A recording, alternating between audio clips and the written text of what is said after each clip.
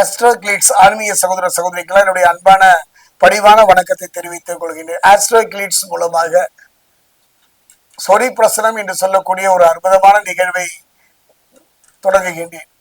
அது மட்டும் கிடையாதுங்க. மனித மனம் கலங்கி நிற்கும் பொழுது, கண்ணீர் சிந்தும் பொழுது தடுமாறி போகும் என்றது இந்த மனம் இறைவனை நாடுகின்றது. அந்த இறைவன் சார்ந்த ஜோதிடமும் ஒரு அற்புதமான கலங்கரை விளக்கம் தானே.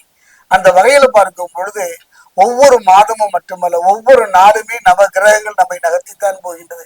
நமக்கு அறிவும் திறமையும் இருந்தாலும் அத்தனையும் சில காலகட்டங்களில் நம்மை நடுங்க வைத்து விடுகின்றன. அப்படிப்பட்ட ஒரு சூழ்நிலையில ஒவ்வொரு மாதம் நவம்பர் மாதம் சோழி பிரசன்னம் இப்ப என்ன இருக்கு, கடந்த கால கசப்புகளும் வேதனைகளை மறந்து எதிர்காலத்துல பயம் இல்லாம நிம்மதியாக வாழ முடியுமா என்பதை சொல்லக்கூடிய ஒரு அற்புதமான கலை சோழி பிரசனம். அந்த வகையில பார்க்கும் பொழுது நவ கிரகங்கள்ல பொறுத்த வரைக்கும் இந்த நவம்பர் மாதத்துல விருச்சிக ராசியை பொறுத்த வரைக்கும் செவ்வாய் பார்த்தீங்கன்னா துலாபத்துல இருந்து விருச்சிகம் வரப்போகிட்டார். இது ஒண்ணுதாங்க, இது ஒண்ணுதான். அது மட்டும் கிடையாது. குரு பகவானுடைய பார்வைன்னு பாத்தீங்கன்னா அஞ்சு அஞ்சு அதாவது மிதுனத்திலிருந்து இவர் கடகம் வந்திருக்கின்றார். கடகத்திலிருந்து அவர் பார்க்கிற பாருங்க 1 2 3 4 5ஆம் பார்வை, 5ஆம் பார்வையாக விருச்சிகத்தை பார்க்கின்றார். இதுதாங்க.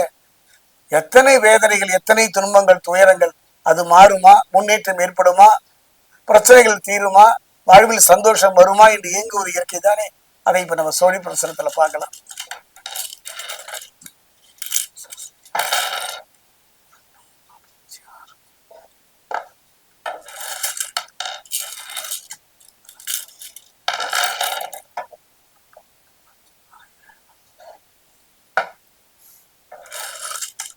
விருச்சிக ராசியில் இருக்கக்கூடிய கேட்டை,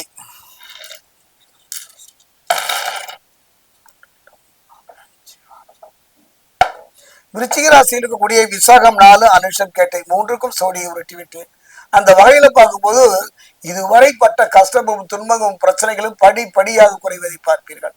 காரணம் என்னன்னு பாத்தீங்கன்னா குரு இவன் பார்வை, அதாவது மிதுனத்தில் இருந்து அவன் பார்வை சந்திக்காத நீங்க கடகத்துக்கு வந்திருக்கின்றார். கடகத்தில் இருந்து குருவினுடைய பார்வை 5ஆம் பார்வையாக உங்களை பார்க்கின்றார். யாரை? விருச்சிகத்தை பார்க்கிறார். அதே நேரம் செவ்வாயை பொறுத்த வரைக்கும் துலாபத்திலிருந்து விருச்சிக ராசிக்கு வந்து விட்டார்கள். 27/10/2025 அருமைங்க. யாரு வரணுமோ, யாரு வருகைக்கு எதிர்பார்த்தமோ, யாரு பார்வை கிடைக்குமோ என்று காத்திருந்தவங்களுக்கு அருமையான சந்தர்ப்பம்.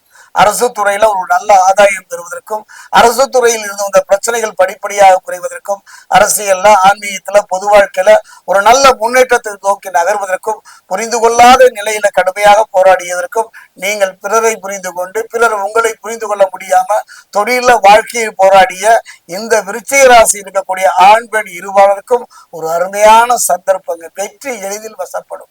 கடுமையான ஒரு போராட்டம். யாரை புரிந்து கொள்வது, யாரை புரிந்து கொள்ளாமல் போவது என்று நிறைய இழப்புகளை சந்தித்தவங்க வாழ்க்கையில இழப்புகளுக்கு ஈடு செய்கின்ற வகையில செவ்வாய் பகவான் அற்புதமான பலனை தரப்போகின்றார். அது மட்டும் கிடையாது. குருவினுடைய பார்வை கொடுத்த வாக்கை காப்பாற்ற முடியாமல் போராடியவங்களுக்கு கொடுத்த வாக்கை காப்பாற்றுகிற ஒரு அருமையான சந்தர்ப்பம். இனி நீங்கள் தொட்டதெல்லாம் தொடங்குகின்ற ஒரு அருமையான சந்தர்ப்பம். தெய்வ பலம், தேக பலம், மனோபலம் என்று 3 பலத்தையும் தரக்கூடியவர்கள் இந்த 2 பேரும் தாங்க. அரசு துறையில ஆதாரம் மட்டுமல்ல, அரசு துறையில வேலை செய்பவர்கள் சற்று கவனமா இருக்கணும், சற்று எச்சரிக்கையா இருக்கணும், அக்கம் பக்கம் பார்த்து பேசணும். தான் உண்டு தன் வேலை உண்டு இருக்கிற ஒரு காலகட்டம். அரசு துறையில மட்டுமா, ஆன்மீகத்துல மட்டுமா, பொது வாழ்க்கையிலையும் தான். கணவன் மனைவிக்குள்ள இருந்து வந்த கருத்து வேறுபாடு படிப்படியாக குறைந்து நிம்மதி தருகின்ற ஒரு அருமையான சந்தர்ப்பம். பிரிந்தவரும் ஒன்று சேரக்கூடிய ஒரு நல்ல ஒரு வாய்ப்பும் இந்த காலகட்டத்தில் அமையும். வெற்றியை நோக்கி நகர்கின்ற ஒரு குடும்பத்துல ஒரு மங்களகரமான நிகழ்ச்சி. நீண்ட நாள் தள்ளி போன திருமணம், நீண்ட நாள் தள்ளி போன குழந்தை, மழை செல்வம் அத்தனையும் மொத்தமாக பெறக்கூடிய ஒரு அருமையான சந்தர்ப்பம். அதே நேரம் கொஞ்சம் கவனமா சிக்கனமா இருக்கணும். ஆத்துல போட்டாலும் அளந்து போடு என்பதை போல யாரையும் எளிதில் நம்பிவிட வேண்டாம். அந்தரங்க விஷயங்களை யாரிடம் கலக்க வேண்டாம்.